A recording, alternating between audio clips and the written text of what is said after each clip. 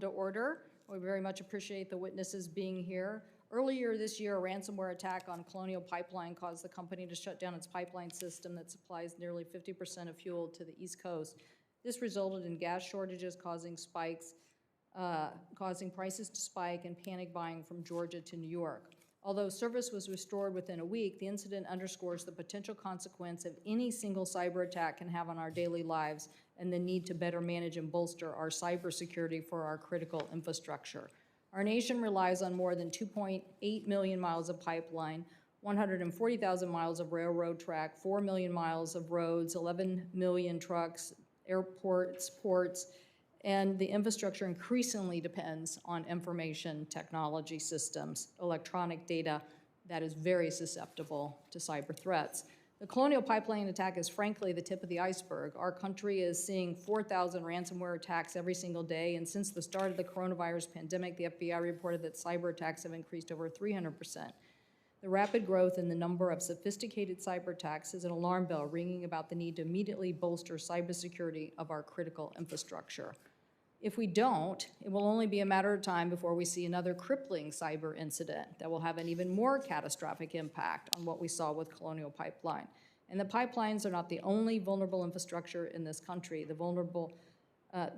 is vulnerable to this level of serious disruption. For years, experts have been worried about the vulnerability of our nation's grid to the disruptions from nefarious actors, including from cyber attacks. I want to enter into the record critical infrastructure protection actions needed. That was a GAO report that was done in December of 2018. Imagine what might results if an attack on Colonial Pipeline happened to an electric company. It wouldn't just be some small drivers unable to fill up or forced to pay the pump. A grid disruption could have massive impacts to our economy. Lives could also be on the line. It would take months for the U.S. to recover from such a hostile attack and the shutdown of our electricity grid. Electric companies are now working overtime to protect their system, but the federal government should be part of the solution. We need to bring about critical infrastructure investments in technology that can help the electricity grid and companies secure their networks from these kinds of intrusions. For example, helping utilities install fiber optic technologies to run their transmissions line, helping them to create closed communication networks, using directed fiber links for grid monitoring and control that will insulate the electric grid from these kind of cyber attacks should be a major priority for this administration. These investments could also serve as backbone for other important communication systems throughout our rural communities that aren't currently being served. It also can help ensure the challenges that we face in some of our urban areas. So I appreciate the recent steps that the Department of Homeland Security has taken to bolster pipeline cybersecurity and the recent release of a second security directive. While these directives are an initial step in the right direction, many of them are needed to ensure the security of the nation's pipeline. And while TSA has taken steps to address the weakness in overseeing the pipeline security, as I mentioned, the GA report shows incomplete information for security risk assessments, aged protocols for responding to security incidents, and obviously many of the workforce issues that we have previously addressed in this committee. At one point, TSA only had 6 individuals working on pipeline security group, and that number has now grown to 34. But they're covering 2.7 miles of pipeline, and we need to increase our accountability over this issue. So I look forward to hearing what our witnesses have to say about this very important issue of how we grow our security in such a critical area of our nation's economy. I'll now turn to the ranking member, Senator Wicker. Thank you, Senator Cantwell. On May 7th of this year, malicious attackers attacked Colonial Pipeline's network and infected its computer system. This was a major wake-up call for the United States and for us as policymakers.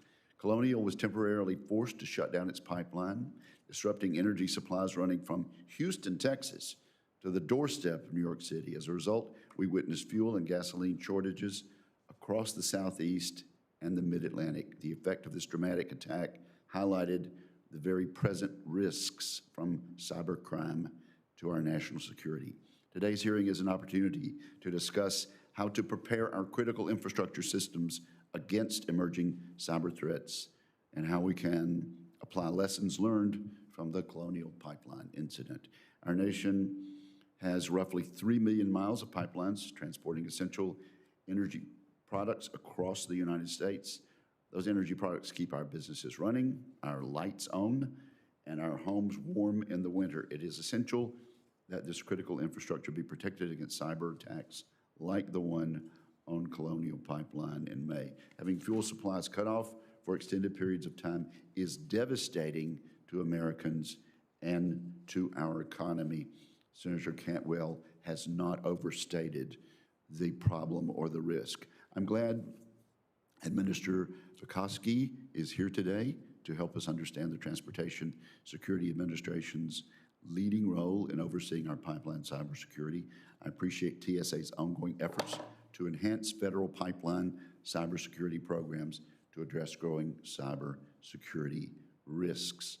This has long been a priority for me and this committee. Last Congress, I worked with Senator Cantwell on legislation to grow our cybersecurity workforce so that American companies and government agencies have the talent to protect their systems from criminals. As the federal government considers ways to improve the cybersecurity framework of the pipeline sector, it will be increasingly important for the public and private sectors to coordinate their efforts more closely. The vast majority of the nation's critical infrastructure is owned and operated by the private sector. Utilizing the expertise of operators and the relevant safety regulators will lead to a more successful implementation of security directives from TSA. Because cybercrimes and the technologies used to conduct these attacks are continuing to evolve, we should avoid a one-size-fits-all approach and ensure that federal policy provides flexibility of response and adequately accounts for changing risks. We need to ensure pipelines continue to be a safe means of product transportation and can operate without disruption, which is a top priority for this committee. Strong public-private partnerships are critical in protecting the nation against attacks from state actors such as China and Russia. Coordination between government and industry is needed to improve information sharing about emerging cyber threats and best practices to address them. Industry should also build strong relationships with their regulators and law enforcement to increase that collaboration. No company should stand alone in the face of threats from countries that want to do us harm. Just the other day, the Biden administration publicly condemned the People's Republic of China for its cybersecurity campaigns. I appreciate that statement, but more action is needed to push back on threats from China and hold Beijing accountable for its malicious behavior. I want to thank all our witnesses for being here today, and I look forward to your testimony and our give and take during question and answer. Thank you, ma'am. Thank you, Senator Wicker, for those comments. I also wanted to enter into the record a couple of articles, one by David Sanger of the New York Times, Pipeline Attacks Yields Urgent Lessons about the White House Cybersecurity, just one paragraph there. The bad news, quote, the bad news is they say that American adversaries, not only superpowers, but terrorists and cybercriminals learn just how little it takes to incite chaos across a large part of the country, even if they don't break into the core of the electricity grid. So I want to enter that in an article by United Divide, Colonial Pipeline Hack highlights grid's disruption, even with IT-focused cyber attacks, and Colonial Pipeline cyber attacks highlights need for more serious energy policy. So we'll enter those into the record. So welcome to our witnesses. We have the Honorable David Pekoske, Administrator of the TSA. Welcome. Thank you for being here. The Honorable Polly Trottenberg, Deputy Secretary of Transportation. Thank you for being here. And Ms. Leslie Gordon, Acting Director of Homeland Security, Justice, Government Accountability Office in Washington, D.C. So welcome to all the witnesses. Mr. Pekoske, Administrator Pekoske, we'll start with you. Again, look forward to your testimony. Thank you, Chair Cantwell, Ranking Member Wicker. I appreciate the opportunity to appear before you this morning, and I'm honored to testify alongside two distinguished government leaders, Deputy Secretary Polly Trottenberg and Acting GAO Director Leslie Gordon. As I begin my testimony, I want to highlight the hard work and professionalism of the TSA workforce, who continue to safeguard our transportation system, both aviation and surface, during this pandemic, and are meeting the challenge of providing security each day as millions of passengers return to travel this summer. I appreciate the committee's focus and their longtime priority on surface transportation security. Since the enactment of the TSA Modernization Act of 2018, we have substantially increased the number of people directly supporting the Surface Transportation Security mission. At headquarters, we have a new Office of Surface Operations that is led by a member of the Senior Executive Service. We have a specific pipeline security staff that has increased over sixfold to 39 FTEs and approximately 20 cyber positions in this office. In the field, we now have 5 regional security directors, each with a staff of 5, who have mission solely focused on surface transportation security.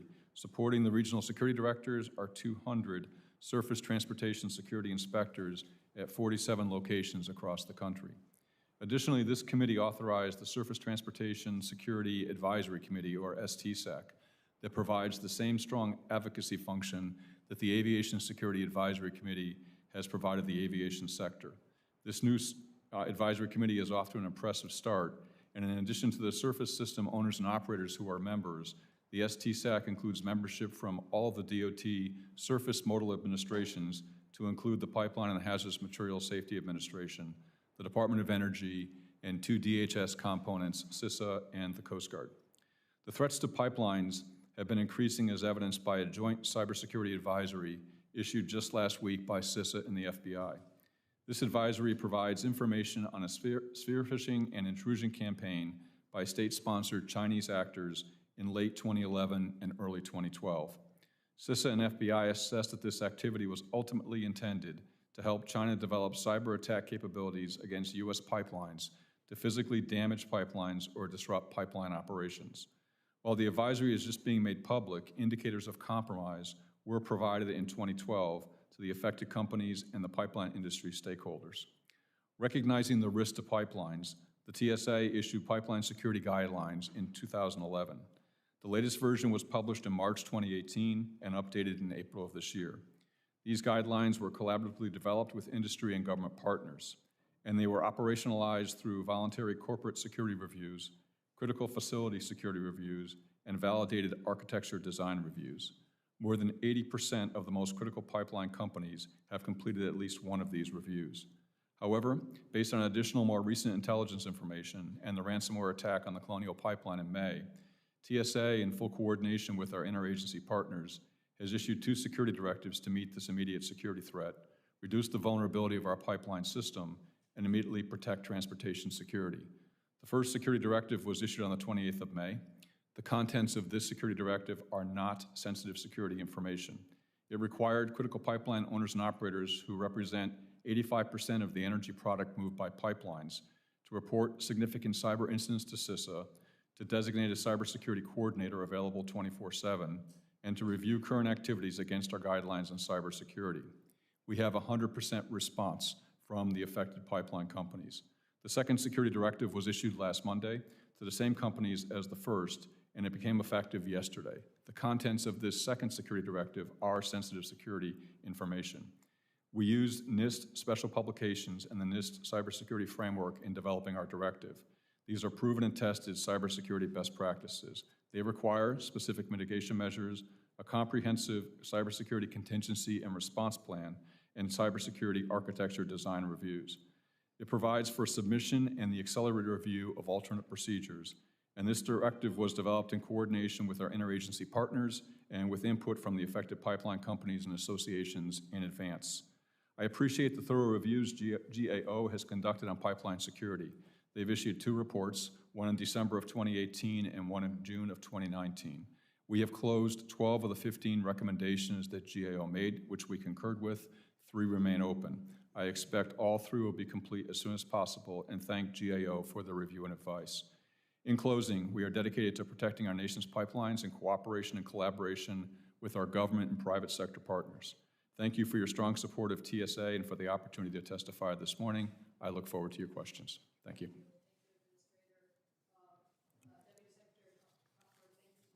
Here. Thanks, Chair Cantwell, Ranking Member Wicker, and members of the committee for the opportunity to testify this morning and for your support of the Department of Transportation. I'm honored to be here with my colleagues, Administrator Pekoski and Acting Director Gordon, to discuss the security of our nation's pipeline system. In recent years, advances in hardware, software, and computational capabilities have brought safety and efficiency benefits to our pipeline system. However, as we're discussing today, these advances are also introducing new cybersecurity risks. We're facing persistent and increasingly sophisticated cyber attacks with serious consequences for our economy and our communities. These risks require proactive, coordinated, and agile responses. Today, I'll speak about DOT's role in pipeline and transportation cybersecurity, our collaboration with the Department of Homeland Security, other agencies, and the private sector, and some lessons learned from our response to the Colonial Pipeline attack. DOT has different levels of responsibility over cybersecurity depending on the mode of transportation, the level of public versus private ownership, and the authorities of our sister agencies. DOT's Pipeline and Hazardous Materials Safety Administration, PHMSA, oversees the safe operation of nearly 3 million miles of pipelines, 17,000 underground storage tanks, more than 160 liquefied natural gas facilities, and 1.2 million daily shipments of hazardous materials. PHMSA has over 550 employees and a budget of $288 million. With respect to cybersecurity, PHMSA is leveraging its authorities in 3 critical areas: pipeline control room regulations, the nerve centers of pipeline system operations, integrity management plan requirements, and emergency response plan regulations. PHMSA coordinates closely with DHS in the regulation of pipelines, particularly through its relationship with TSA, as delineated in our most recent Memorandum of Understanding, which promotes cooperation, communications, and non-duplication of efforts. More broadly, my written testimony details other offices across DOT that work together to coordinate and manage cybersecurity risks, including implementing President Biden's executive order on improving the nation's cybersecurity, as well as our work with TSA, CISA, and private sector stakeholders. When the Colonial Pipeline cyber attack occurred on May 7th, President Biden directed a whole-of-government response. Under the leadership of Secretary Buttigieg, PHMSA engaged around the clock, collaborating with the pipeline company and monitoring the safety of the pipeline. PHMSA worked closely with Colonial to manually restart and operate the pipeline, which was unprecedented in the modern era, and to move nearly 1 million barrels of fuel within days. DOT also acted quickly through FMCSA, MARAD, and other agency partners to facilitate the transport of fuel by trucks and ships to affected area. I'd like to take a moment to thank the DOT team for their hard work during the Colonial Pipeline cyber attack and for all they do to keep our transportation system safe and secure. Traditionally, PHMSA regulates safe pipeline operations and TSA regulates cybersecurity, but the Colonial Pipeline cyber attack illustrates how these 2 missions intertwine, requiring collective action from different government agencies in the private sector. Therefore, PHMSA is revisiting the scope of integrity management plan and emergency response plan requirements for pipeline operators to ensure they account for cybersecurity attack contingency. PHMSA also continues to work closely with DHS and federal partners and shares information we receive through our inspections. The Colonial Pipeline cyber attack taught us many lessons, particularly the need for trusted and timely information sharing, as well as public and private sector partnership. It also underscored that we need to keep learning and adapting quickly to meet the increasingly complex and sophisticated cybersecurity challenges. At DOT, we look forward to working with this committee, our sister agencies, and White House partners, as well as private sector stakeholders to strengthen and protect our nation's infrastructure. Thank you again for the opportunity to testify. I look forward to your questions. Thank you. Ms. Gordon, welcome. Good morning, Chair Cantwell, Ranking Member Wicker, members of the committee. I'm very pleased to be with you today, and Administrator Pekoski, Deputy Secretary Trottenberg. I'm happy to be here to discuss GAO's work on pipeline security.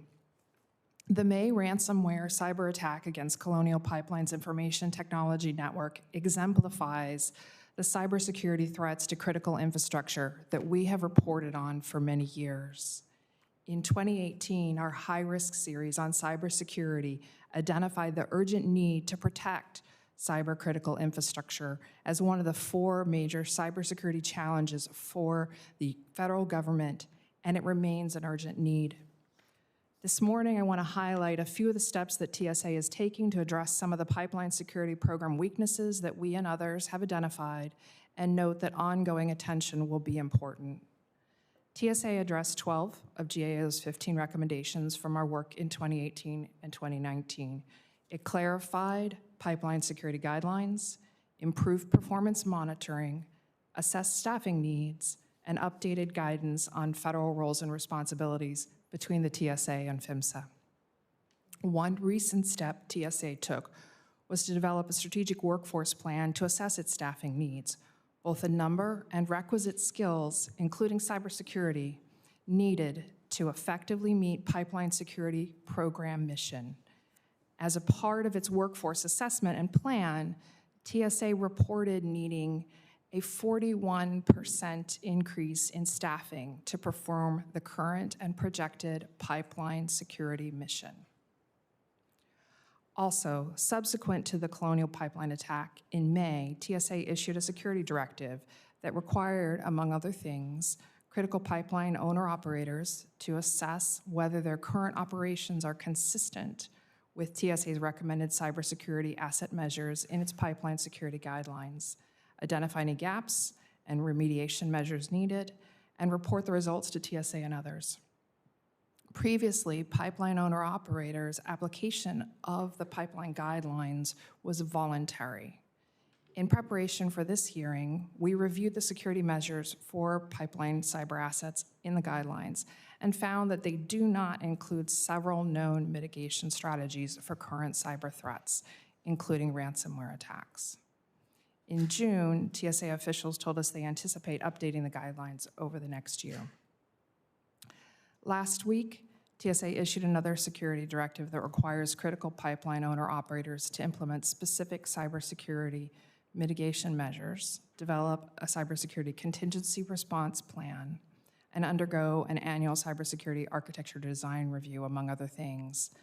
This security directive is placing significant additional cybersecurity requirements on private sector pipeline owner-operators and likely will generate additional information for TSA on cybersecurity needs and likely add to TSA's volume of work.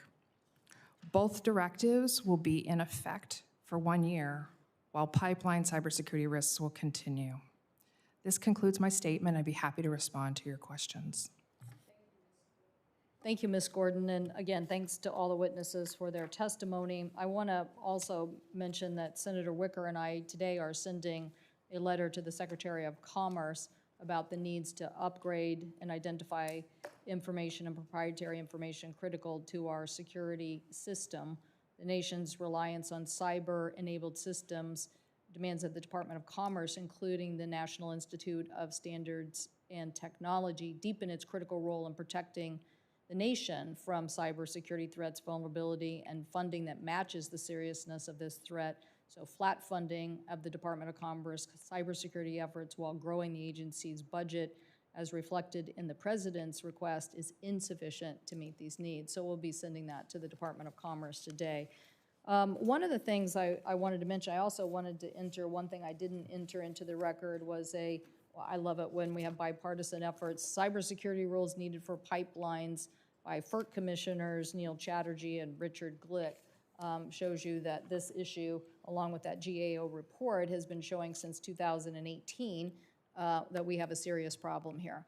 And now we have the Colonial Pipeline as a very loud example. So I guess I just want to start with something very basic here, because you guys talked a lot about interagency coordination. I'm not sure that Americans are really interested in, our internal interagency coordination. What they're interested in is critical infrastructure being protected. So one of the things that I feel here is that the complexity of this issue is getting away from us a little bit in the context of it is very complex, and the demands of cybersecurity are very complex. They're not too complex not to implement, but they are very complex. And I have a feeling that we're not keeping pace with some of these solutions. Would you, just if the witnesses would answer, do you think that that's the case? What do you think we need to do to better implement cybersecurity solutions so that we can move forward? Chair Cantwell, I agree with your comment, and certainly, cyber moves fast and changes very quickly. We need to keep pace with that. We try to tie our requirements to NIST standards, and NIST keeps, NIST is pretty much state-of-the-art with respect to cybersecurity in our view. The other thing that I feel is very, very important here is you mentioned this is an ecosystem, it's very interconnected, is to stay very connected and very collaborative with our private sector partners. And I use that partner term intentionally because We're only going to be successful here if this partnership is successful. The other thing I would highlight is that Surface Transportation Security Advisory Committee, which includes owners and operators across surface transportation and agency representatives. And so that gives us a good opportunity to come together and to look at the issues facing surface and pipelines and figure out the best way to move forward. So I think we have mechanisms in place to do that. The key, though, is going to be key coordination and communication amongst all parties. Ms. Trumpenberg? I'll just add a bit to what the administrator said. No question obviously in the transportation field, as in so many other, the technological advances are extraordinary. Again, as I discussed in my testimony, in terms of, the remarkable operational systems we now have on pipelines, we're seeing in vehicles sort of across a lot of our different modes. I think the administrator put it well. We are, as an agency now, I think, trying to work ever more closely with TSA, with CISA, with our White House partners, and to have that partnership with industry. As we move forward in this more technological age, we are going to need to be, as you were pointing out, Chair Cantwell, very, very cutting edge, very nimble, and very collaborative. Ms. Gordon? I think you're exactly right, Chair Cantwell. This is a dynamic environment and one where the threats are almost unknowable at times. GAO has 3 open recommendations still for the TSA. One of them is to develop additional data sources beyond what they're drawing on from the private sector to better understand and prevent and rank their priority pipeline systems. And so we're looking for them to add additional data sources to their priority relative ranking tool. And those might include cyber threats, prior attacks, the physical condition of the pipelines themselves, and inter-sector interdependencies. So what do you, I mean, I just don't think for the American public and the vulnerability that Colonial laid bare to all of us, people just want to hear more about, the need for this interagency coordination. What do you think we need to do to get technology implemented faster? GAO has over 950 open recommendations about cybersecurity federal government-wide. We've put out 3,700 recommendations on cybersecurity for the federal government since 2010, and 950 remain open. So I'll turn to my colleague here because I see my time has expired, but many people will see I was very aggressive with the Trump administration about this. I plan to be very aggressive with the Biden administration about this as well. This is just not acceptable after the Colonial Pipeline. It wasn't acceptable before, but now we know how serious the threat can be. And the challenges that we face are really, as I mentioned the New York Times clip, now people know. Now people know. And so we have to do better. And I'll turn to my colleague, but I'm sure he has spent many hours in the SCIF. I've spent many hours SCIF on this issue. There are things that can be done. We should be doing them now. Senator Wicker. I'm astounded by the hundreds of open recommendations that you mentioned. Are they overlapping? I can't conceive of that. I'm even reluctant to ask you to supplement the record by sending them all to us. We've been reporting on cybersecurity as a high-risk issue for a number of years. So they span a decade, 11, 12 years of work right now.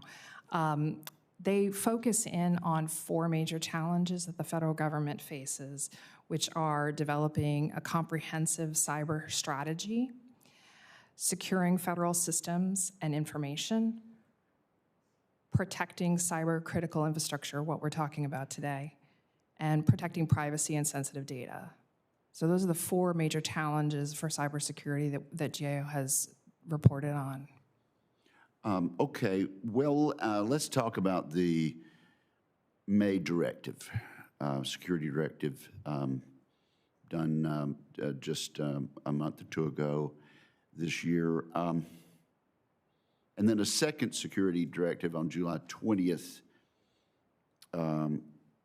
just a day or 2 ago.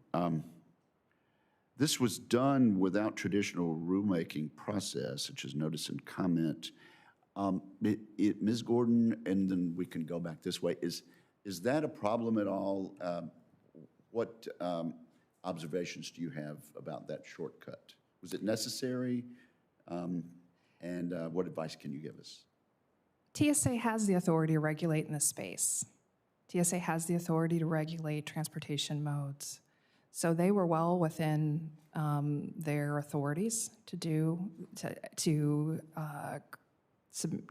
issue the May directive.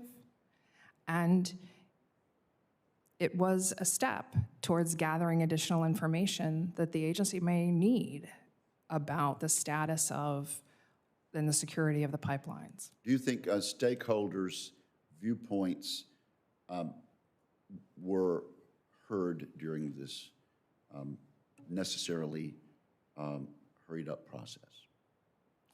I have no way to know that. Anybody else want to comment?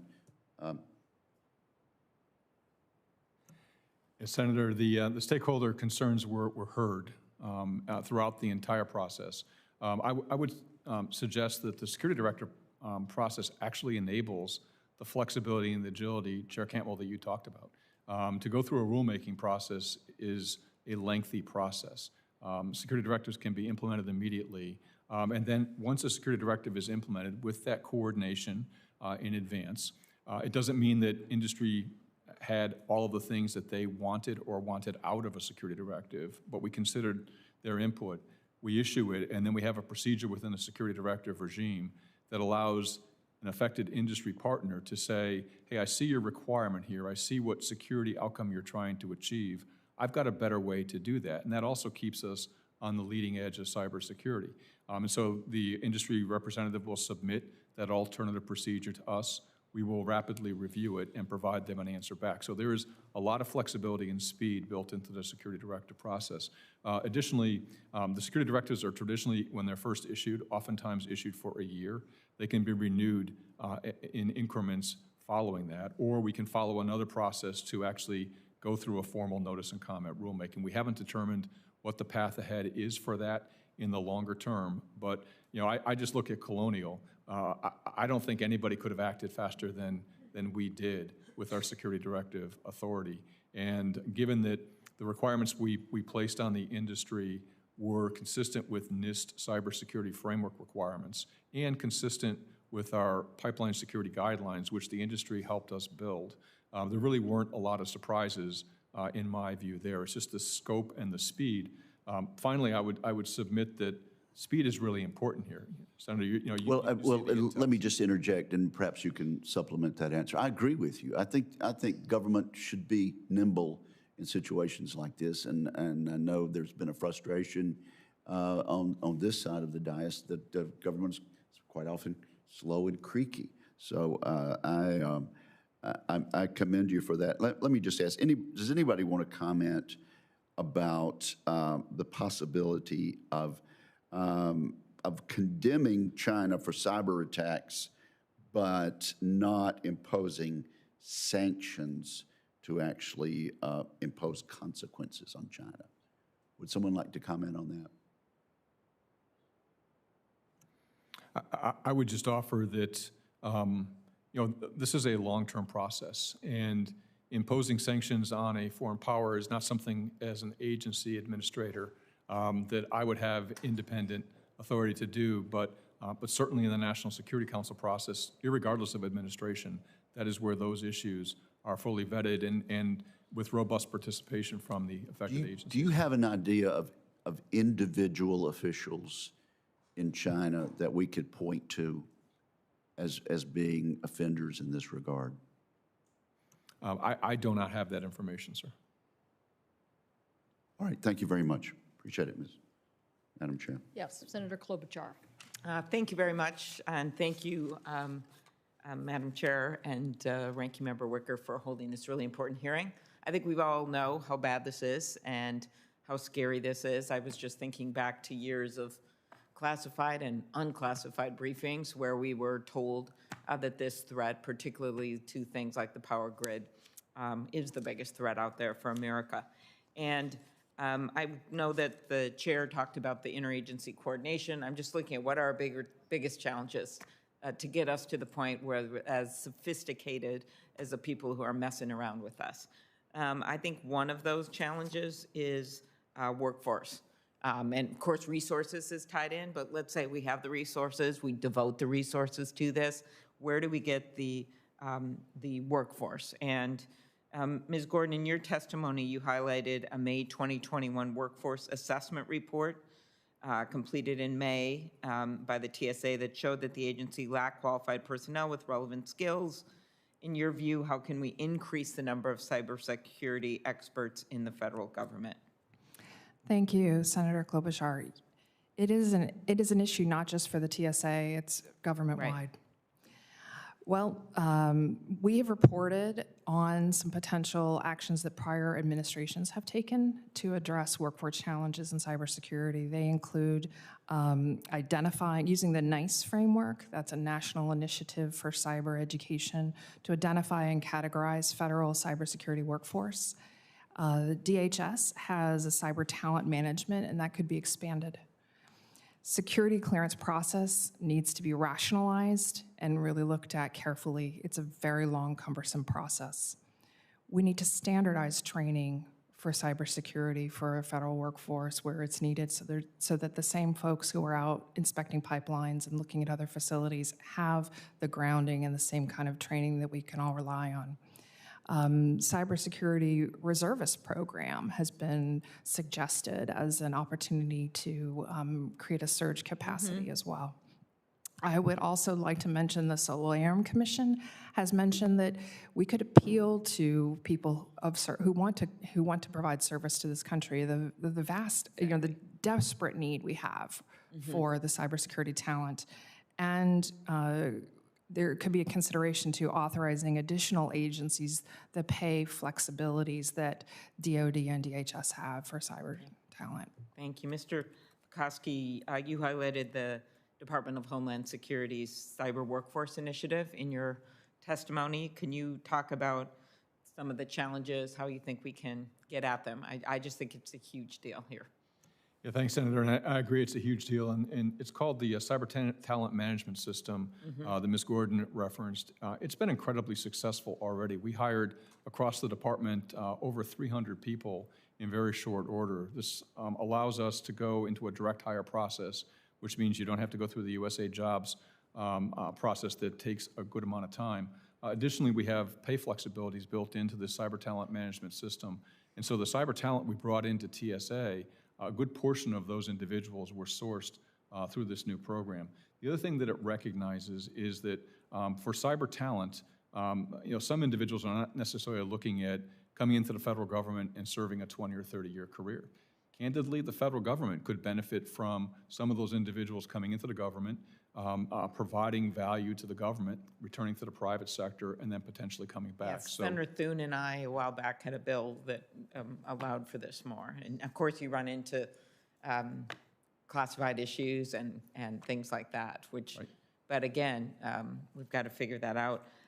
Last question I've got is about, I know that Senator Wicker brought up working with the private sector. So, you've got the private sector owning a majority of the critical infrastructure. A recent report highlighted that 51% of businesses allocate no resources toward protections against cyber threats. Small businesses comprise about 1/2 to 3/4 of the victims of ransomware, and they can't exactly hire a full-time cybersecurity expert. What do you think the federal government should do with the small businesses, with ones that aren't doing enough that are bigger?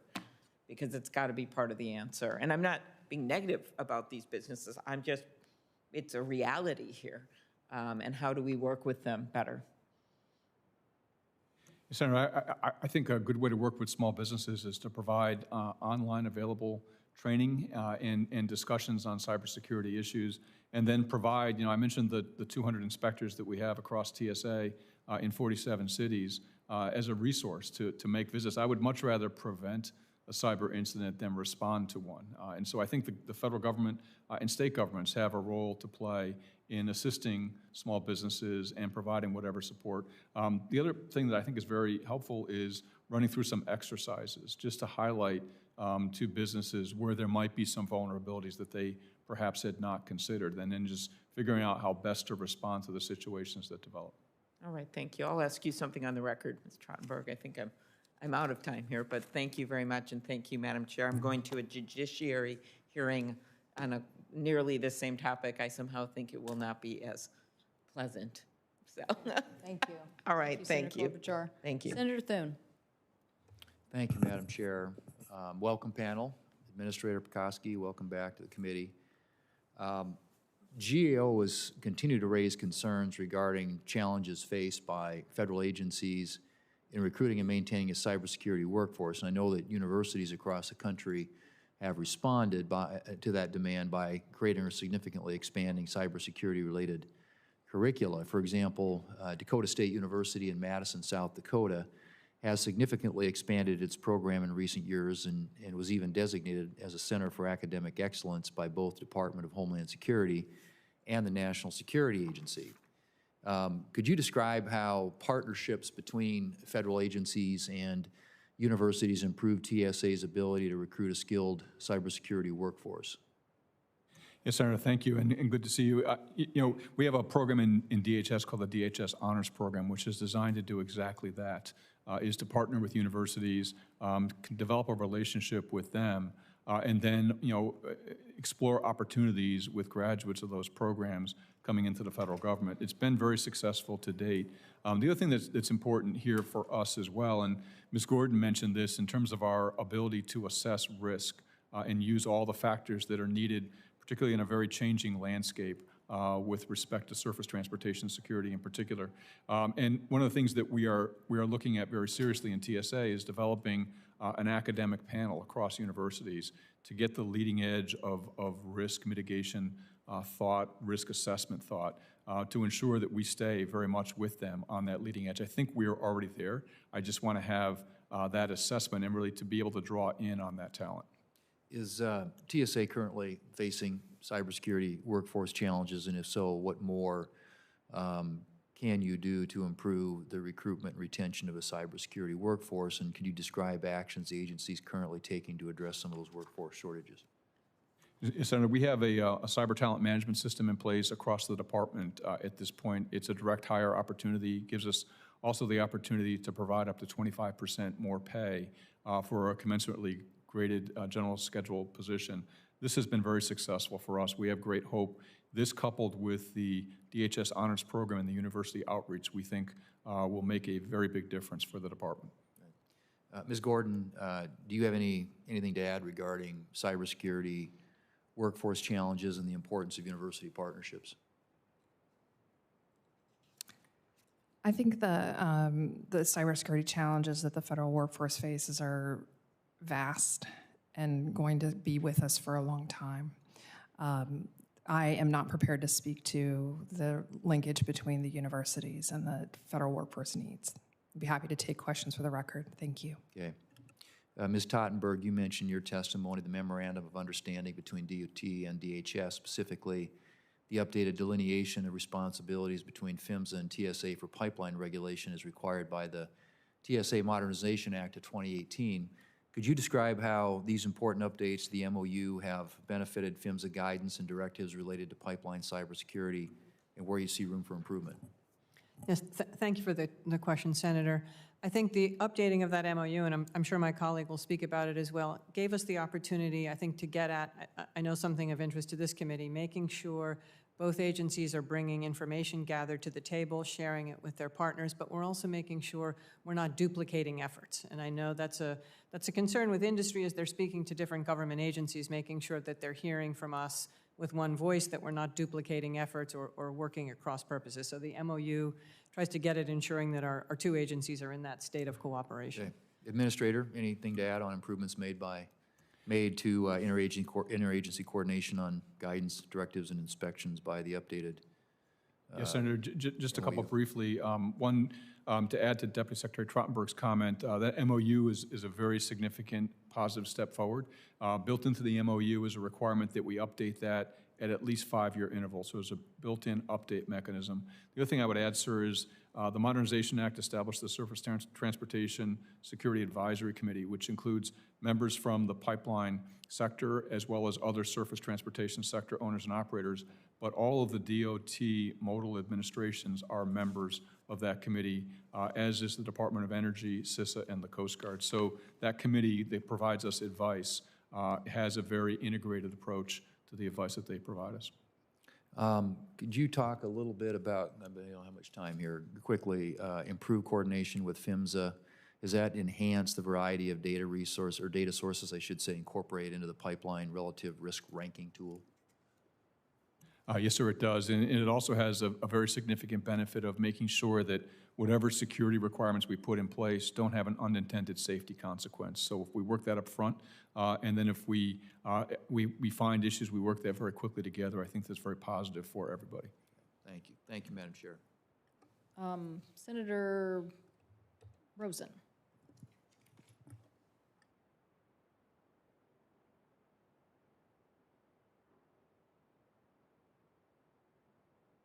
Senator Rosen?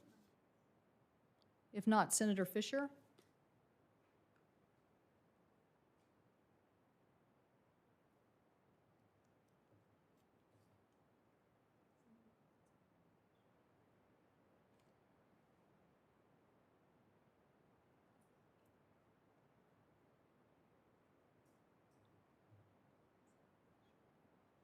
Senator Fisher, are you available? I am, Madam Chairman. Thank you. Thank you very much. Administrator Pekowski, under the 2020 annex to the Memorandum of Understanding between TSA and PHMSA, TSA committed, quote, to the extent practicable, TSA will consult with PHMSA prior to disseminating requirements, voluntary standards, best practices, and guidelines to the public. I've heard from some stakeholders that the requirements in TSA's second pipeline security directive issued last week are operationally challenging. Can you describe the extent of TSA's outreach to PHMSA to seek feedback on the operational impact the security directive would have on pipeline operators? And to what extent did TSA incorporate PHMSA's feedback into that directive? Thank you, Senator Fisher, for the question. And we coordinated with PHMSA in advance of issuing the second security directive, and to the best of my knowledge, incorporated as fully as we could PHMSA's input. Another important thing to consider here is that in the security directive, there's a separate paragraph that gives the affected pipeline companies the opportunity to submit alternate procedures. And so if they have a way to do something better, or if they think there might be a second or third order effect of the security directive that we might not have foreseen when we issued the security directive, they can come into us and suggest an alternate way to achieve the same security outcome. We review those requests relatively quickly and get back to the operator. So there is some flexibility built in to ensure that our intent for security outcomes is achieved without any impacts that might be, for example, an impact on safety that we might not have seen. So there's flexibility built into that process. Right. With that flexibility, have you seen any concerns? Have you heard of any concerns from these companies? Are they taking advantage of that review? They are, and we have heard of some concerns, and we are willing, ready, and able to take their input with respect to alternative procedures. The important part of this, too, is that whenever we get input, there's always a discussion as to why we decide to go down a certain path. So I think the pipeline companies will find this process to be one that their input is taken seriously, fully considered, and they're given a reason why we take the ultimate action we decide to take. Can you share with us at this point in time, without getting into too much detail, some of the concerns that have been expressed to you? Yes, ma'am. I'll highlight two. One concern is on the very aggressive timelines in the security directive, and we understand that. We do think that the security issue is immediate and requires immediate action. So, a common concern was, hey, this is a fairly rapid implementation. Can we have more time? The second concern was on, have you thought about any safety impacts? The answer is yes, but to the pipeline operators, if you have more information to share with us on that, please do so, and we will fully consider that, and we will coordinate that with PHMSA in providing a final reply. So I think there will be a very good give and take back and forth with the pipeline industry owners and operators and our partner federal agencies. You know, as we look at the security directive that was issued on May 27th, it required the operators to review their current cybersecurity practices and be able to identify the gaps and also look at remediation measures and to report those results on the review to TSA, to CISA within 30 days. And so that would have been the end of June. The most recent pipeline cybersecurity directive was issued towards the end of July on the 20th. To what extent did TSA and CISA review the cybersecurity reports that it required from pipeline operators in its May security directive and incorporate any of those ideas? Senator, a couple comments on that. The second security directive did consider the input that we'd received from the owners and operators of the first security directive. I'm happy to tell you that we had 100% response from the critical pipeline security operators identified in the first security directive. We received the input on the gaps and how they intend to bridge the gaps in the cybersecurity guidelines. We are still in the process for some of them of reviewing that. And certainly if there's an impact on that, on the second security directive, that's something that we would take into consideration. You know, obviously we're very, very worried about the risk that we face. So I look forward to hearing from you on some of the information you received and how you're responding to it. So thank you. Thank you, Madam Chairman. Thank you, Senator Fisher. Senator Markey. Thank you. Thank you, Madam Chair, and thank all of you for being here today. We had a big explosion, pipeline explosion in Lawrence, Massachusetts, a couple of years ago. Columbia Gas was the company, and they had not done a good job at all in upgrading the protections that they were building into their pipeline system. And the consequences, obviously, for ordinary families and businesses in Lawrence and Andover, North Andover, were catastrophic. Much of the lessons that were learned were built into a pipeline safety bill that passed through this committee last year and is now the law in the country. And I thank the chair, and I'm very proud of the provisions that were included that reflect the lessons that we learned. Of course, one of the lessons we learned is how much this industry is just way behind the times. It's an agency, and that was a company, that was an industry that just hasn't kept up with the times. So one of my questions is this. I asked the CEO of EMC up in Massachusetts about 7 or 8 years ago, why don't more companies just upgrade, so that they can protect themselves against cybersecurity attacks? And what he said to me was, well, it's because they just see it as a cost they don't want to assume, and they just cross their fingers and hope that they're not going to get hit. And if they do get hit, because the executives tend to be older, it'll just be on the shoulders of the next generation coming up, and they escape it. So to a certain extent, again, I think the big question for me is, the protections are there. You just have to pay for them. Why don't they pay for them? Do you agree with the CEO of EMC who said that to me? That in general, industry officials just don't want to accept this cybersecurity protection as a cost of doing business in the modern world, and they're trying to pretend that it's an older world and that perhaps they, as the executives, can just escape the responsibility of paying for the upgrades. Thank you for the question, Senator. And a couple comments with regard to that. First, You're right. A lot of cybersecurity procedures are simple cybersecurity hygiene items that have been well laid out to us as private citizens, apply equally to companies. Simple things such as changing your password or using multi-factor authentication on bank accounts and things of that nature. That's why we relied back on the NIST standards for some of our security directive work. Is to, it's an easy standard to go to on the internet. It lays out best practices that industries and people ought to be following. But what happens when they don't want to follow best practices? Which they don't. They're there. This is not brain surgery here. Everybody knows that this is a problem, and they've known it for 10, 15 years. So it's not like a light bulb is going off in these offices. They've already made a conscious decision not to make the investment. So if they don't adopt best practices, do we need a mandate that they have to adopt best practices?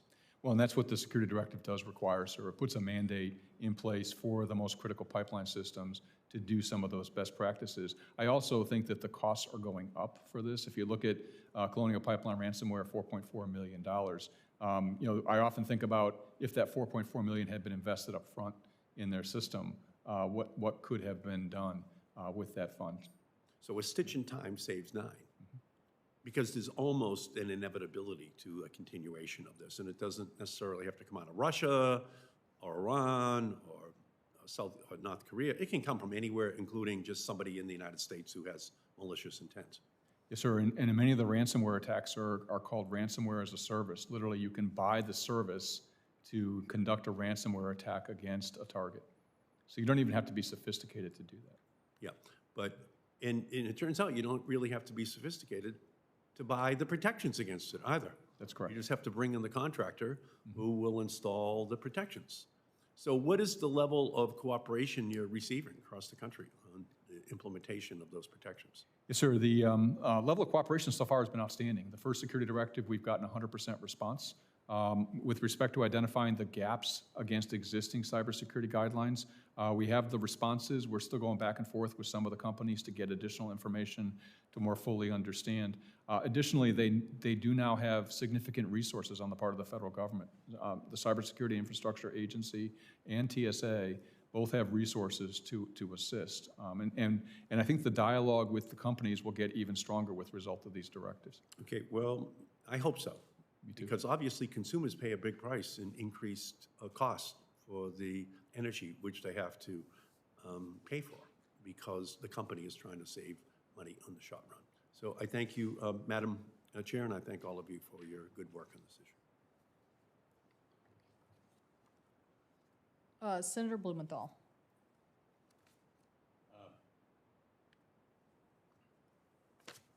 Thank you all for being here, and thanks for your great work. I want to pursue Senator Markey's line of questioning. This idea of spurring more protective measures by the private sector has been an idea here for some time, probably the better part of 5 years, maybe a decade. I remember talking to Senator McCain and Senator Kyle about efforts that could be undertaken, and what we encountered was a resistance to taking action and also to reporting.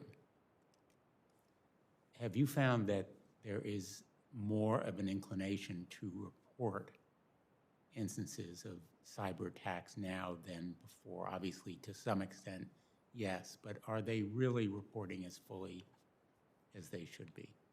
Let me go down the table. Senator, yes, they are reporting more than they have in the past. The first security directive we issued, the first thing it requires is reporting for significant incidents because we wanted to get a baseline of information as to what was going on. And I think it's also good for the industry partners to see, hey, I'm not alone here. Some of my other companies are experiencing the same thing. We need to get at this. So I expect the reporting to continue to be robust. It will certainly help us. Are those reports made public? No, sir. Why not? The raw data will not be made public, but summary data will be made public. Why not make the raw data public? For proprietary reasons for companies, they might not want to reveal some vulnerabilities that we have. What we're interested in is, we will know that, CISA will know that, and just to provide kind of a baseline across the industry that says, hey, across the pipeline sector, for example, there have been X number of ransomware attacks over the past 30 days. And we might highlight in general terms what the nature of those attacks were, to provide information we think others need to have to prevent them from happening to other companies. I think one of the reasons there isn't more reporting is that there isn't more reporting. In other words, the public isn't aware of reporting. The companies feel the public isn't aware of reporting. And so when there is reporting, it seems like an isolated, more embarrassing incident. If there were more reporting, first of all, the public would become more alarmed, as it should be, and companies might be more inclined to actually report because they would see it as something that is common and should spur action. I don't see, I mean, I can understand the proprietary interest, but I don't know how that would prevent more fully reporting the actual dimensions of this threat to our country, because, you know, the attackers are aware, nothing that we're keeping from them. They're aware of what they're doing. The companies are aware of it. You're aware of it. The ones who aren't aware of it are the American people. Shouldn't they be better informed? Yes, sir, I agree they should be better informed, and we do have a responsibility to do that. I was just really referring to the specificity of the attack. I think providing information that the public can use to be informed as to the scale of what's going on, and hopefully over time, the trend of having fewer and fewer of these type of incidents will be important. Could you send to us, to me, information? I assume it's compiled and you can make it available to us in some form that maybe is non-specific as to who the company is, and then we can follow up as to whether or not the names of the companies could be revealed? Yes, sir, I'd be happy to work with your staff on providing that information. I would appreciate that. And if you had to advise a company as to how to report, what would be your advice? My advice to a company in terms of reporting cyber incidents would be to report it to CISA, and we provide in our security directive that reporting link, so it's very easy to do. The other thing, I think we have a responsibility on the federal side, whether it's PHMSA, TSA, CISA, or the FBI, when any one of us gets a report, to share it with the others, because I don't want to have companies trying to figure out where to report. I want them to report so that we can put it together. But would you ever advise a company to try to deal with it on their own? Without? I would not, sir. Okay, thank you. Thanks, Madam Chair. Senator Blackburn, are you ready to go, or if not? Okay, Senator Blackburn. Yes, Thank you. indeed. And thank you all. We appreciate your being here and the attention to the issues. I will have to tell you, when I was reading testimony last night, even though it came in late, but reading testimony, I feel like there's a little bit of kick the can around on who's responsible for what.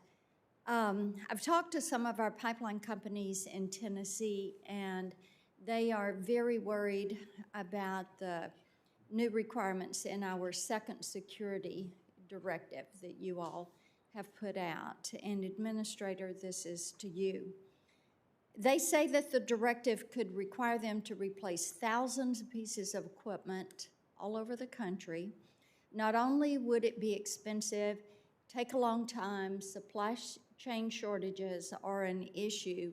So what are the options for the companies when these new directives are going to be not feasible to achieve?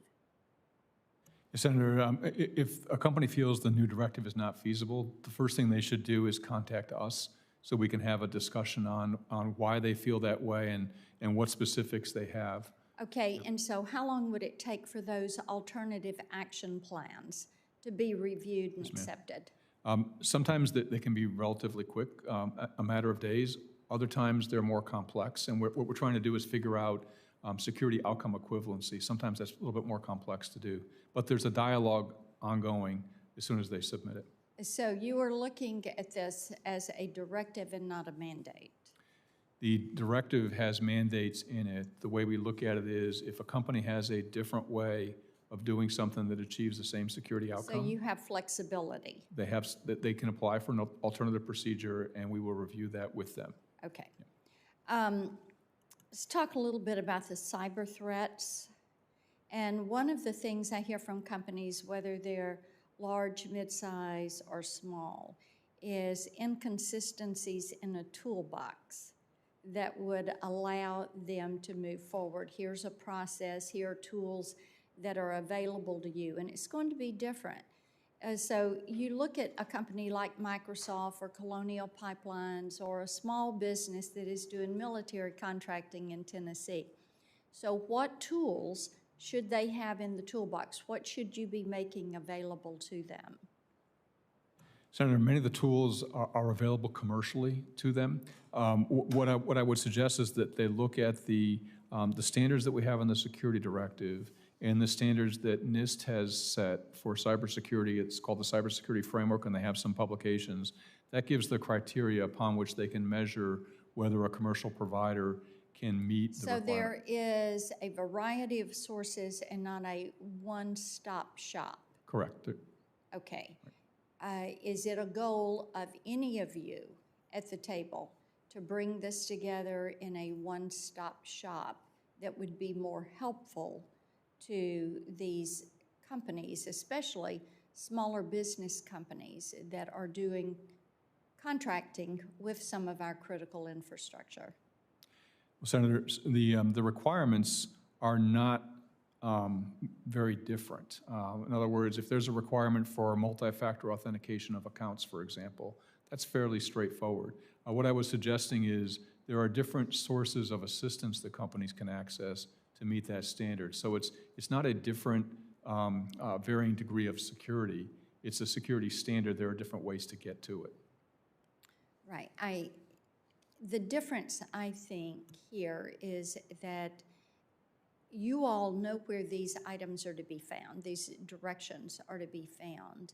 Many times a business does not, and they turn for that guidance. And if it is complicated to find the guidance, then compliance becomes not only complicated, but costly. We want to help and do our part in making certain the proper prevention and response mechanisms are there. But it means you all have to not play kick the can, but you have to say, be more precise in your guidance. Okay, let me ask you about this. In your testimony, you said this, that TSA is yet to identify or develop data sources relevant to threat, vulnerability, and consequence of security threats. And GAO made this recommendation to TSA in December of 2018, but it had not been implemented as of last month. So am I correct in understanding that TSA implemented 2 new security directives without all the relevant data? Senator, the GAO identified 15 recommendations. We concur with all the recommendations. We implemented 12. 3 remain outstanding, including the one that you referenced. Just because a recommendation is outstanding does not mean we haven't done substantial work towards it. But did you have full and complete data? We had as full and complete data as we could at the time we issued the security directive. We really oftentimes never have full and complete data. That's very hard to achieve. We need to move fast to close a security gap with a system that's vital to U.S. national security, and so we used the best data that we had. But I agree with GAO's recommendation, and we are working very hard on that. Okay, I know I am out of time. Ms. Gordon, I think you wanted to respond to that, so Madam Chairman, I will ask for her response in writing. Thank you. In the interest of time. Thank you. Thank you. Thank you, Senator Blackburn. Senator Capito. Great, Madam Chair, thank you. Thank you for being here. Not only do I wear a hat in terms of being able to serve on this committee, I also am the ranking member on the Appropriations Committee for Homeland Security, which appropriates dollars for CISA. So I know they play a big role here, and we talk, I think in the report, there is a lot of talk about collaboration and coordination between TSA, and you've already mentioned CISA in your responses. Did we find, I guess this would be from Ms. Gordon, in the examination, have we found that these coordinations are occurring and collaborations are occurring? Are we falling short here? Is there a better way that we can manage that, I think, particularly important aspect of trying to prevent cyber attacks? Thank you, Senator. In our work that dates back to 2019, we had a number of recommendations to affirm and encourage PHMSA and TSA to collaborate and coordinate better. To date, they've addressed 4 of the 5 recommendations that we had. The one that remains outstanding is about the incident recovery protocol plan, and more information is needed to fully develop and update that plan so that it accounts for security risks, threats, changes in federal law and policy. And TSA has reported back to us that it's working on that and collaborating with PHMSA to do so. Great, thank you. Mr. Administrator, it's good to see you again. Let me ask you this. None of Colonial Pipeline's operational technology was impacted by DarkSide hack. However, there is still a concern that the hackers have obtained information that can still remain a possible impact to Colonial's operation. Does possession of such information pose a threat to their current operations as you know it, or has Colonial worked with TSA to resolve any of these risks? And give me the status update on that type of the information that they may still have or may still be out there. Thank you, Senator. Good to see you as well. And we work very closely with Colonial, as does CISA and the FBI and the Department of Energy. They brought on private sector third-party companies to help them recover from the ransomware attack. And so I know they're working with those companies to assess the extent of the impact, the long-term extent of the impact on their business. So that's an ongoing investigation? It is. Yes, it is. I think a lot of the cyber attacks that you hear, both government and private sector, occur very, I don't want to say innocently, but the ability to get into the systems occurs by a human error. Somebody opens an email. Somebody inadvertently, makes it easier to breach the systems. What's the key to, I guess training is the key to keep on a preventive measure to make sure that everybody realizes the ramification of doing that. Do you have any other perspectives? This would be for the whole panel. Any other perspectives on how to cut down on that human error? A simple mistake can cause a major breach. I don't know who wants to start. Mr. Administrator, why don't you start? Yeah. Thank you, Senator. A couple things. One is you're right, training is a key part of it. The other is I just think greater cybersecurity awareness on the part of leadership applies in the government, it applies in the private sector as well. Long gone are the days when you're a senior official in the private sector or in government where you can say, hey, I don't understand that stuff, because it impacts your ability to operate as an agency and your ability to operate as a private sector company. Some of the requirements in the second security directive, which I can't discuss in detail because they are sensitive security information, do provide the information that will allow us to see and the companies to see whether or not they might have some breaches in their IT infrastructure that they ought to take a look at. Okay, Ms. Rottenberg, I think maybe also, I think I'd be interested to hear what the Department of Transportation is doing as preventative measures for things I was talking about. Yeah, thank you for the question, Senator. And just to echo the administrator's comments, I think we see certainly across the transportation sector, a lot of the cyber risk is for sort of very basic cyber hygiene issues. There's obviously some very sophisticated attacks happening at high levels, but a lot of it is fairly basic. And I think TSA security directives are hopefully going to really buy down that risk. As I stated earlier, we are just seeing in the transportation sector, obviously, as systems grow more sophisticated, the pipeline system, the vehicle systems, that there are more points of vulnerability. And I think, as the administrator said, it's no longer just sort of the IT department that has to worry about this. The whole leadership of the organizations needs to be involved in cybersecurity. Right, I mean, if you're looking at vehicles, with all the different sensors going just over a bridge or something, the ability to disrupt is going to be, I think, I agree, more and more. Ms. Gordon, did you have anything you wanted to add there? The Department of Transportation, the Department of Homeland Security serve as the sector risk management agency, the lead agency around security for the transportation sector. They have a role to educate, to provide information, to share information about threats to their private sector populations and the private sector owner-operators. And that's a vehicle they can use to raise awareness and educate. Thank you. Thank you, Madam Chair. Thank you, Senator Capito. Senator Rosen, thank you for being so patient. I think I was supposed to call on you when I mistakenly called on Senator Blumenthal. So I think you're back online and very much appreciate your input. Thank you, Madam Chair. Technology is great when it all works, and my microphone wasn't. And so we're here to talk about technology, and it's great when it works. It's great when you know how to use it. It's great when you're trained to use it, and that you are hyper-vigilant about it as it comes to the area of security. As many of my colleagues, everyone's been discussing the TSA, the security directive that was just issued last week. And so I have a few additional questions building on what's already been discussed so far. So Mr. Pekoski, does the directive detail specific safeguards that pipeline owners and operators should be taking to prevent those ransomware attacks? And if so, can you share those, or you can tell me, we can take them offline, but can you give us a broad perspective of that?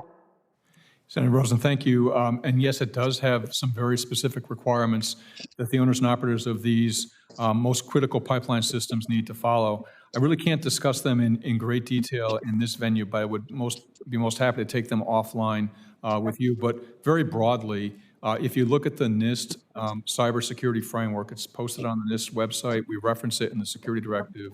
That will give you an idea of some of the items that we require in the security directive. Thank you. That's great. I'd like to ask this other question building on that. Does the directive include penalties for companies that fail to comply? And if not, how can you at TSA ensure that the directive is effective if there is no way to enforce it? Senator, there is a penalty, a civil penalty assessed for each incident of noncompliance. The directive has the force of a regulation, and so there are penalties attached for noncompliance.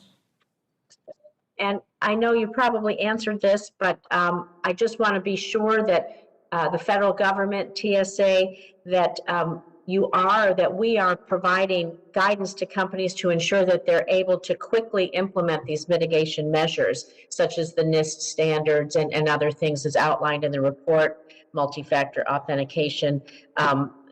They're often complex and they take time, and so people do need guidance. Are you providing that? Senator, that's a key part of our mission. Is to, it's very different to require things and not collaborate either before the fact or during implementation. We want to do both, and so we collaborate before the fact. We want to be very good partners with the owners and operators of these pipeline systems, because our collective objective is to make them more secure from cyber attacks. Thank you. I appreciate that. I want to move on to my Cyber Sense Act, because the Colonial Pipeline attack, it just was a stark reminder that our critical infrastructure is such a target. So I recently reintroduced the Cyber Sense Act. It's bipartisan legislation that would create a voluntary cyber sense program at the Department of Energy to test the cybersecurity of products and the technologies intended for use in the bulk power system. This bill would also direct the Secretary of Energy to consider incentives to encourage people to use analysis and testing results when designing their products and technologies. So Mr. Pekoski and then Ms. Trottenberg, while this program that I'm talking about in my Cyber Sense Act is for energy companies. Do you think a similar program for other critical infrastructure, such as pipelines, would be helpful for the pipeline owners and operators? And so, Mr. Koski, you can begin, please. Now, Senator, one of the things that we are very carefully looking at is, we put security directives out to make cyber measures much stronger on pipeline systems, the most critical pipeline systems, but there are other elements of critical infrastructure, and some of these cybersecurity requirements can apply across elements of critical infrastructure. So that's part of the work that we have in front of us, is to see what can apply more broadly rather than into a specific sector.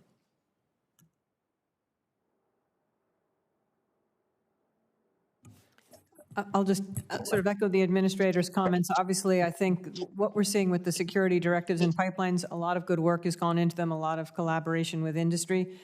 Across the transportation sectors, there are clearly other sectors that it's going to logically follow. We've mentioned vehicles today, so I think there will be opportunities, I think, for further collaboration with you all and with TSA. I think we want to make sure that we're seeing robust cyber protections starting to be instilled in at least all the industries across the transportation sector. Thank you. I only have a few seconds left, so I'll take this answer off the record, but I would like to have your views on how we invest in cyber personnel and technologies in the workforce pipeline, because we can't do any of this work without people trained to do it. And so I just want to know your opinions and how we can support companies to invest in developing the personnel that they need and those resources. And again, I see my time's expiring, so I will just take those off the record. Thank you for your time here today. Thank you, Senator Rosen. Senator Tester, are you ready? Always ready. Thank you, Madam Chair.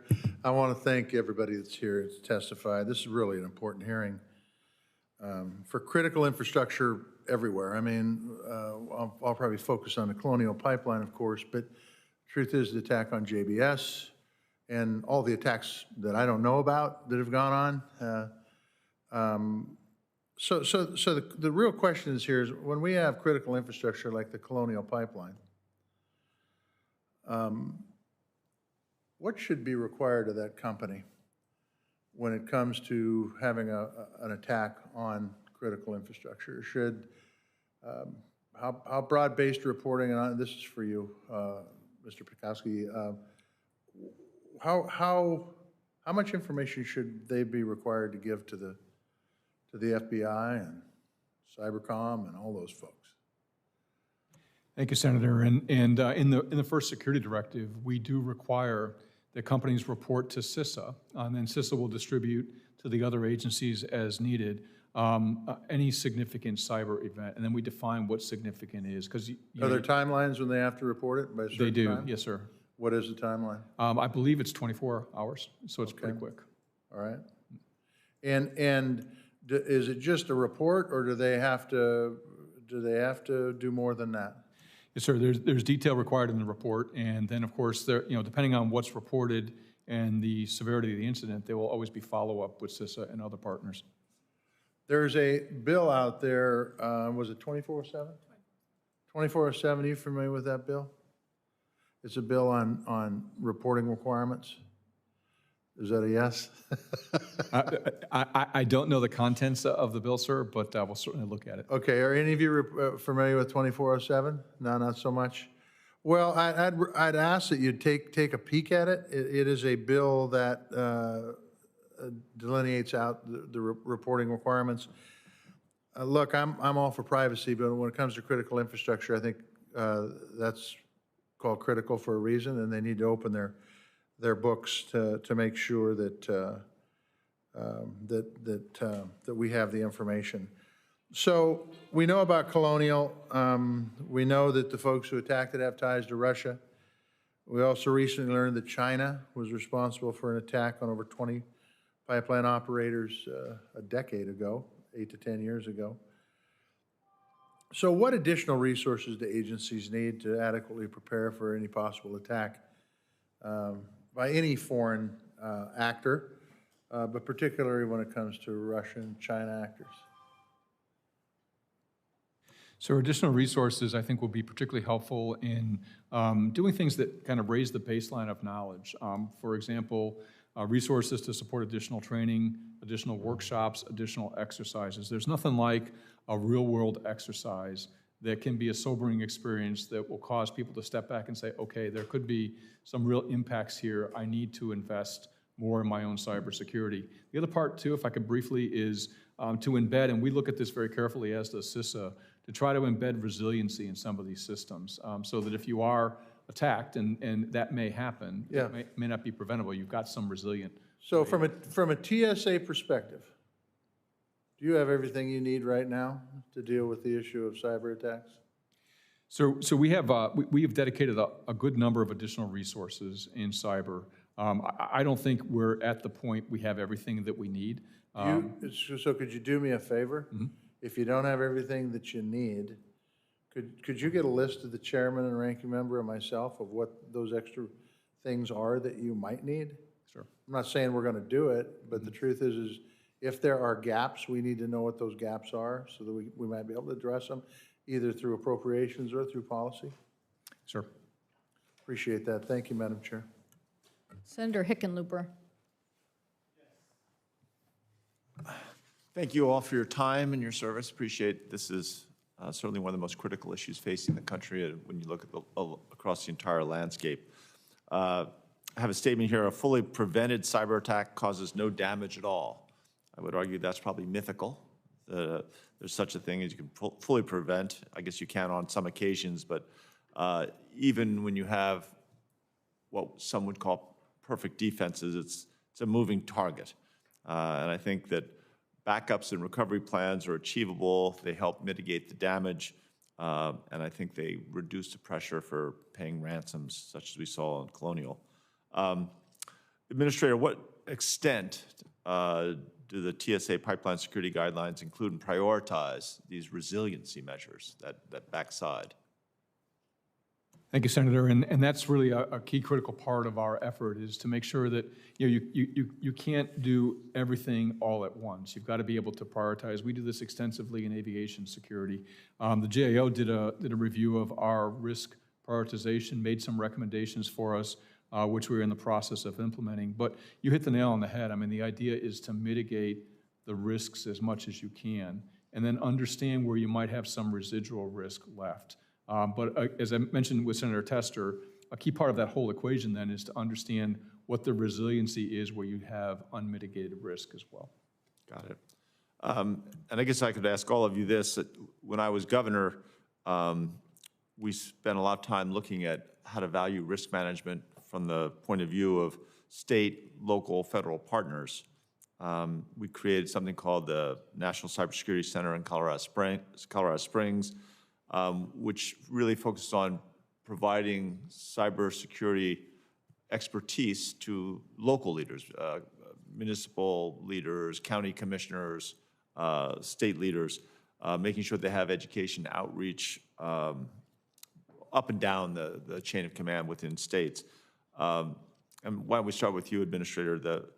How do you believe the TSA can improve the coordination and information sharing that's necessary up and down from state to state, but also especially vertically within states?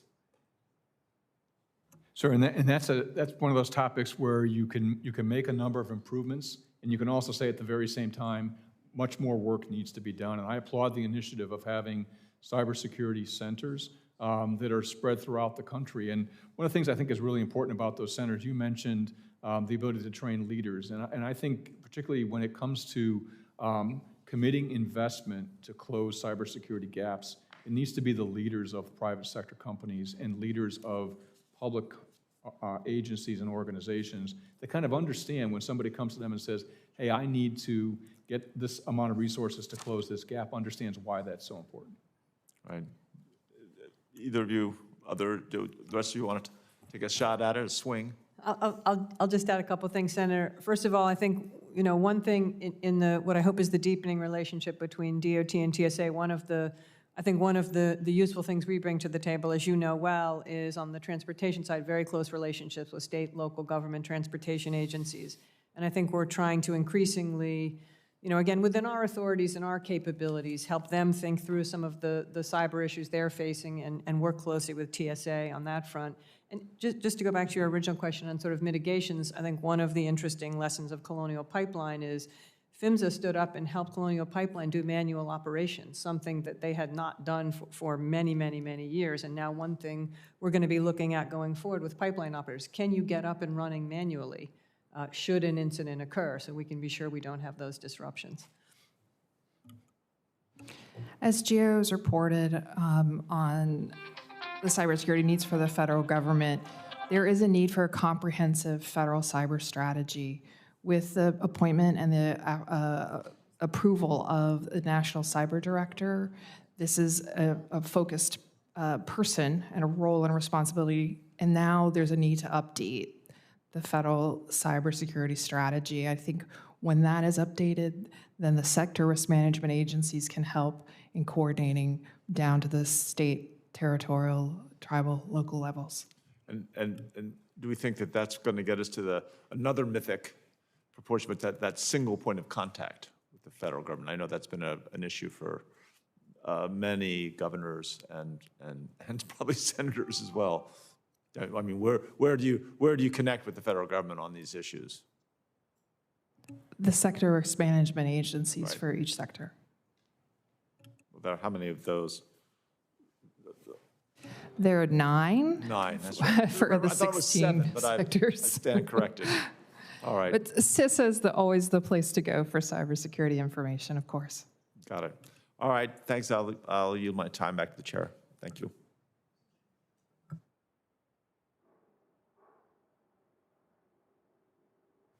Senator Scott, are you ready? Senator Scott, and then Senator Warnock. All right, thank you, Chair. Thank each of you for being here. Thank you for your service. Do we all agree that the action, if you look at the action in Communist China, they're becoming increasingly dangerous and a bigger threat constantly to American cybersecurity? I think we all agree with that, right?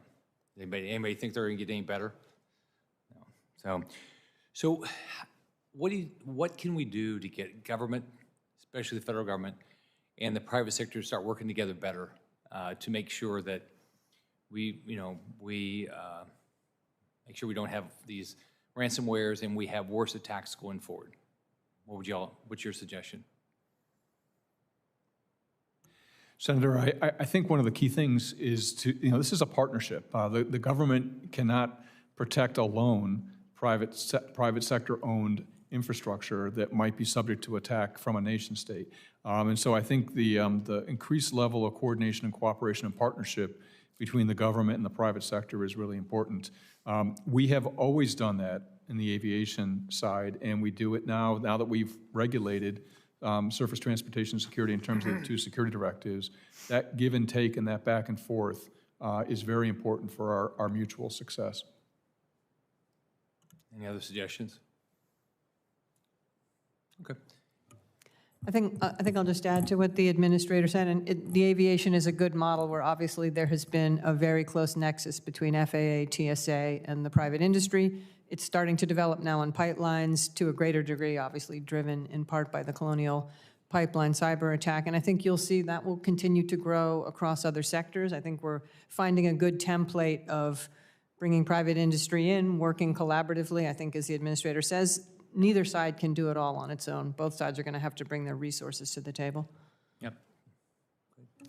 There are a number of models in how we work with the private sector and the federal government. In critical infrastructure, there's the CFATS program, which is a little more of a regulatory model, but it uses performance standards in order to bring private sector into meeting specific standards, but allowing them to do it the way that they feel best meets those standards. They just are measured against meeting standards. It's also a risk-based approach. There's a different regulatory model in the energy sector. And we see a change here with the May and July security directives that TSA has put out, moving from a voluntary partnership model to a little more of a regulatory stance in TSA, or in the transportation sector. Do you think we need to have, the private sector needs to disclose to the proper federal agency when they have an attack? And do you believe it ought to just be to the federal agency? Do you think it ought to be to the public? Do you think there ought to be more disclosure about, you know, if they're paying ransomware, things like that? Senator, the first security directive we issued at the end of May requires exactly that reporting. It's reporting of all significant cyber incidents, and we define significance. So we're not looking at some very minor issues that are going on every single day in every company, but really the most significant ones. And then from our perspective, it's important for us to share generally that information so that the American public kind of understands the baseline of cyber activity. Do all of you agree on disclosure, or what's your thought process? Okay. And do you think it ought to be to the public or just to a federal agency? So the reporting is to the federal agencies, and there will oftentimes be company proprietary information in that reporting, necessarily so that the federal agencies that are trying to assist fully understand the scale and the scope of the attack. I think the federal agencies have a responsibility to anonymize that data and provide it in general format to the public. So are there best practices that we ought to be, whether it's dictating, but best practices that we ought to be telling the states and local governments what they ought to be doing? Yes, sir, and a number of those best practices are embedded in the security directives, but for the states that don't have the security directive, I would refer to the NIST standards, the NIST cybersecurity framework, which is excellent. Okay. All right, thank you, Chair. Thank you, Senator Scott. Senator Warnock. Thank you, Madam Chair, for hosting this conversation on pipeline cybersecurity, protecting critical infrastructure. Obviously, this is an issue that all of us are concerned about. We've been able to see really just a glimpse of the potential consequences. I say that as someone who hails from the state of Georgia. The Colonial Pipeline, of course, runs directly through my state. Following the ransomware attack on Colonial, over 40% of the gas stations in Georgia were out of gas. At the height of the situation, over 70% of the stations in the Atlanta area were without gas. This attack caused a lot of turmoil, to put it lightly, in Georgia and across the country. Folks couldn't go to work, small businesses suffered, families in Georgia who were already barely getting by had to deal with another crisis after a challenging year. The ransomware attack on the Colonial Pipeline had very real consequences for working families across Georgia and exposed, obviously, national security concerns, dangerous vulnerability in our critical infrastructure. Administrator Pekoske and Deputy Secretary Trottenberg, my first question is simple. What specific steps are your agencies taking right now to prevent a cyber attack like this from happening again? Administrator Pekoske. Thank you, Senator. We've taken two very specific steps recently. We issued two security directives, which basically are regulations that are implemented in an emergency to require action on the part of private sector entities. The first security directive required reporting, required the establishment of a cybersecurity coordinator that was available 24/7, and also required private sector pipeline companies to assess their cybersecurity against the cybersecurity guidelines that we had published in coordination with them for many years. The second security directive has specific actions to ensure that the companies increase their overall cybersecurity. Those specific actions are sensitive security information, so they're not public. But the whole idea behind the second security directive is to make sure that in addition to the reporting and the coordinator and the gap analysis, that we take specific actions to prevent an attack from occurring. Additionally, the second directive requires something called an architecture design review. And the purpose of these architecture design reviews is to take a look at the IT architecture of a company and determine whether or not a business IT system might bridge into an operating technology system, which could, in the case of a pipeline, affect the flow of product through that pipeline. And so we want to just make sure that there is good separation between those two systems. Additionally, we have a requirement in the second security directives for some contingency planning on the part of pipeline companies. And when I say pipeline companies, these are the pipeline companies that are the most critical, not all pipeline companies, and the ones that account for about 85% of the product that flows in the country. Deputy Secretary Trottenberg. Yes, thank you, Senator.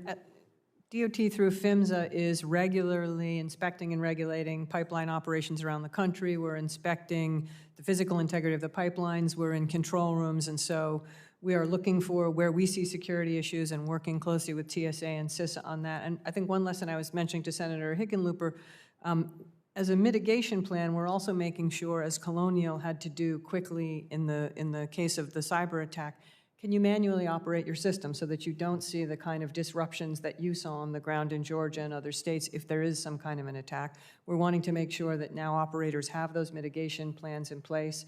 And as always, other parts of our agency, particularly federal motor carriers and MARAD, are working with local governments and state governments on the ground if there are cases where we see issues with fuel deliveries and shortages, making sure we can get trucks and ships delivering.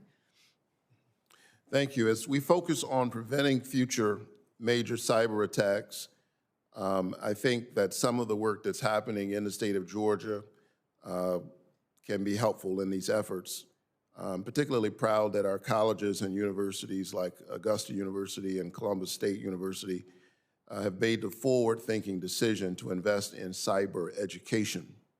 Ms. Gordon, why is increasing the STEM and cyber education of our young people critical to addressing gaps over the long term in cyber security expertise in the TSA workforce, including TSA employees who perform cybersecurity inspections? Senator, there is a great need to increase the cybersecurity workforce, not just in the TSA, but in other areas of the federal government. And the pipeline of educated, dedicated individuals who are willing to work in the federal service and apply their cybersecurity knowledge base is greatly needed. Thank you all so much for those responses, and I look forward to working with my colleagues on this committee and here in the Senate to make sure that we have the kind of cybersecurity resilience necessary for this moment. Thank you, Madam Chair. Thank you, Senator Warnock. Senator Lujan, are you available?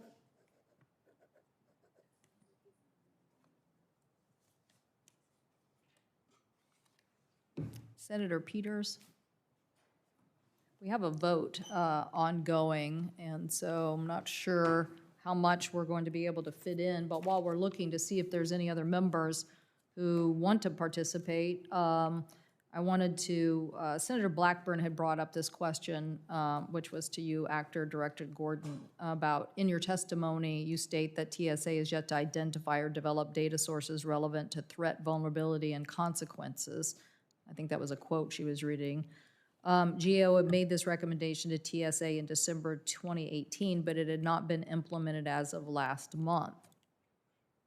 Am I correct in understanding that TSA implemented 2 new security directives without the relevant information about possible threats to the pipelines in the USA? I would like to clarify our open recommendation.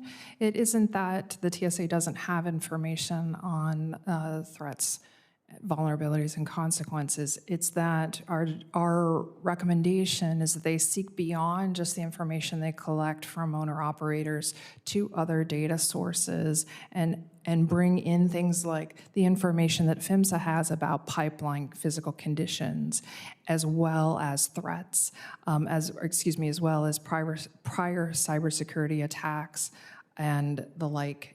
So bringing in additional data sources to account for when they are prioritizing and using their relative ranking tool to inspect pipelines. Thank you. Do any other witnesses want to comment on that? No, Senator, I agree with Director Gordon's comment. We are very cognizant of the threat.